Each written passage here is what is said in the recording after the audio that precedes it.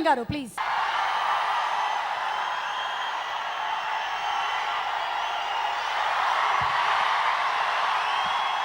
వదలలేదు, ఇంకా ఉంది. ఇక్కడికి వచ్చిన మీ అందరికీ పేరు పేరున ప్రతి ఒక్కరికి నా హృదయపూర్వక నమస్కారం. గోపాల సినిమా సంబంధించినంత వరకు మీకు నాకు మీరు చూపించే ప్రేమ, మీరు చూపించే బంధం, మీరు చూపించే అనుబంధం, నేను దాని గురించి మాట్లాడదలుచుకున్న సినిమా కంటే కూడా ముఖ్యంగా ముందు. చిన్నప్పటి నుంచి నాకు ఏం అవ్వాలో తెలిసేది కాదు. ఏం అవ్వాలి, మా అమ్మ అడిగినా అన్నయ్యలు అడిగినా ఏమవుతారా అంటే నాకు అర్థమయ్యేది కాదు ఏమవ్వాలి.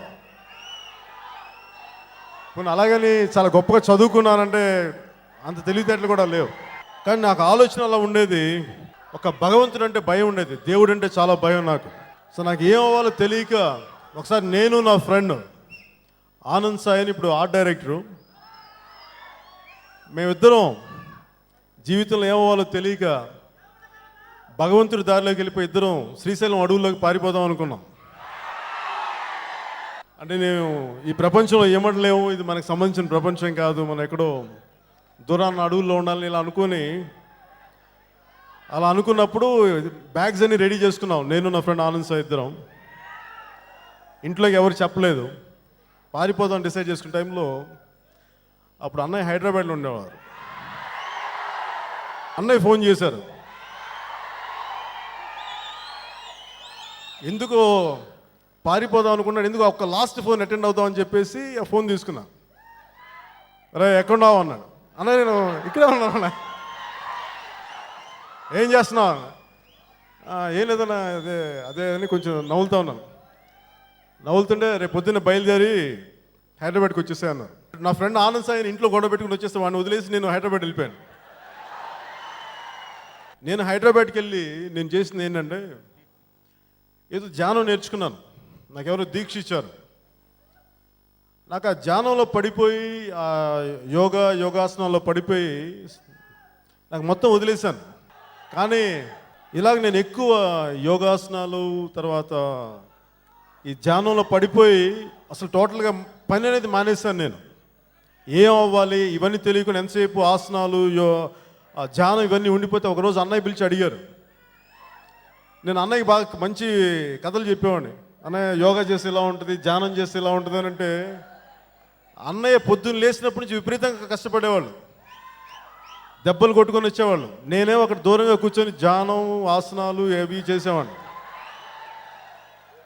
అన్నయ్య ఒకరోజు నేను ఇలాగే సలహాలు ఇస్తూ ఉంటాను అన్నయ్యకి. అన్నయ్య అన్నాడు, అరే నీకు బాగా కష్టపడి అన్నయ్య ఒకడు ఉన్నాడు, పెట్టే వదిన ఉంది, సో నువ్వు ఎన్ని కథలేని చెప్తావు అన్నాడు.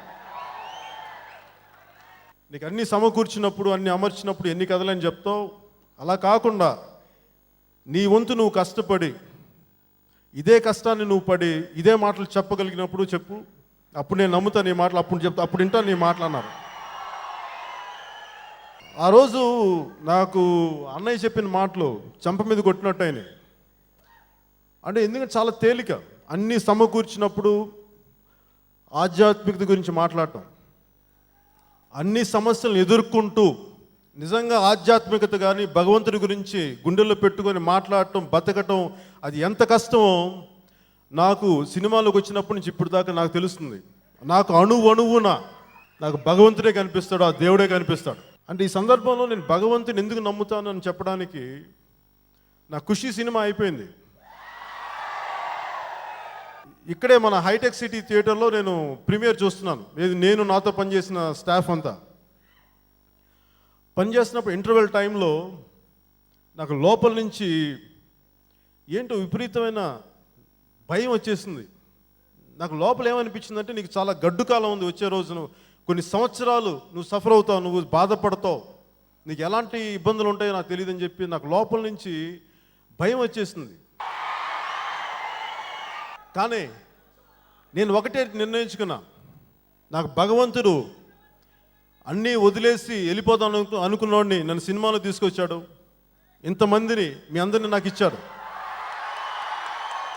ఎందుకు నాకు బలం వచ్చిందంటే, కేవలం మీరు అనుక్షణం నా వెంట ఉన్నారు ఇన్ని సంవత్సరాలు. ఏ రోజు నన్ను ఒక్క రోజు కూడా వదలలేదు. నాకు ఊహ తెలిసినప్పటి నుంచి ఇప్పుడు దాకా నేను భగవంతుని ఏది అడగలేదు, ఏ దేవుడి దగ్గర ఏ ఒక్క కోరిక నేను కోరుకోలేదు.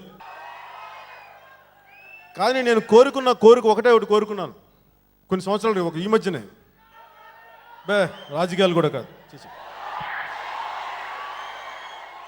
రాజకీయాల గురించి అలాగో, రాజకీయాలకి మనం భుజం వేస్తాం, సేవలు చేస్తాం.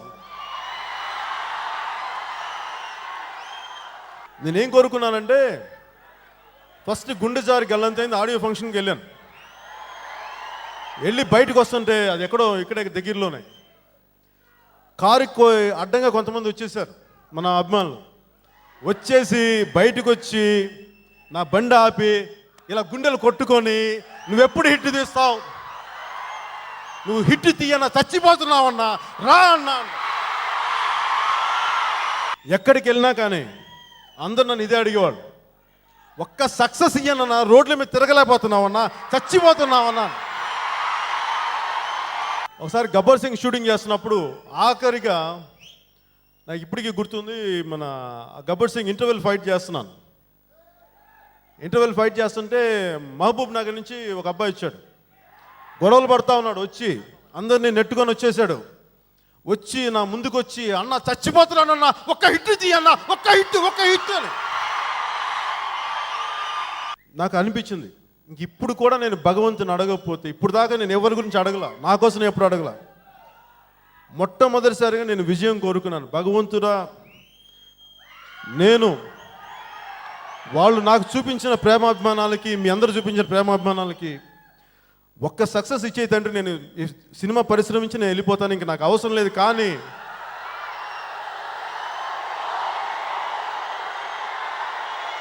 నేను ఇప్పుడు దాకా కోరుకున్న ఒకే ఒక కోరిక, మీ అందరి కోసం ఒక్క సినిమా సక్సెస్ కావాలని కోరుకున్నాను. అది సాధ్యపడింది మీరు చూపించే ప్రేమ, మీరు చూపించే ఆప్యాయత. భగవంతుని నమ్ముతాను, కానీ భగవంతుడు జీవితంలో సమస్యల నుంచి పారిపోవడం నాకు చేత కాదు, సమస్యల నుంచి పారిపోవడం నాకు తెలియదు, ఎదుర్కోవడమే తెలుసు.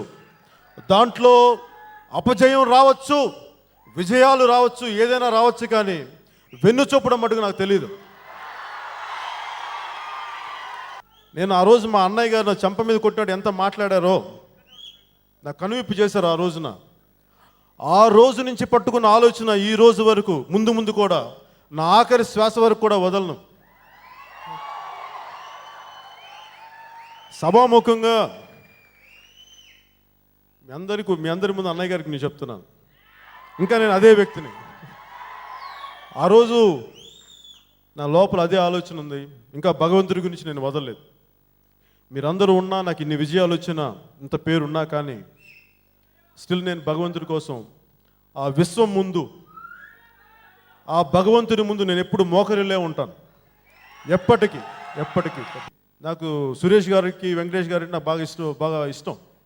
రామానాయుడు గారు ఎప్పుడు అడిగేవాళ్ళు, నాకు ఒక సినిమా చేసి పెట్టిన, ఎందుకు కుదరలేదు. ఫైనల్గా నాకు ఈ గోపాల ద్వారా కుదిరింది. కానీ అది ఎలాంటి సినిమా అంటే, నాకు వెంకటేష్ గారికి ఆధ్యాత్మిక మీద మాట్లాడుకుంటాం. సో అలాంటి సినిమా మాకు ఈ విధంగా రావటం, శ్రీకృష్ణ పరమాత్ముడి గురించి ఈ విధంగా చేయటం నాకు నిజంగా ఆనందం కలిగించింది. కానీ నాకు నిజంగా భయం కూడా ఉంది. అది నేను భగవంతుడి క్యారెక్టర్ నేను అనుకోలేదు. ఎందుకంటే నాకు చాలా భయం, ఏమాత్రం నాలో తప్పు లేదని ఉంటాయో ఆలోచన స్థాయిలో ఉన్న భయంతో నేను చేశాను ఆ సినిమాని. ఒళ్ళు దగ్గర పెట్టుకునే పని చేశాను ఈ సినిమాకి. ఏమాత్రం ఎక్కడ కూడా ఆలోచన స్థాయిలో కూడా చాలా జాగ్రత్తగా పనిచేశాను.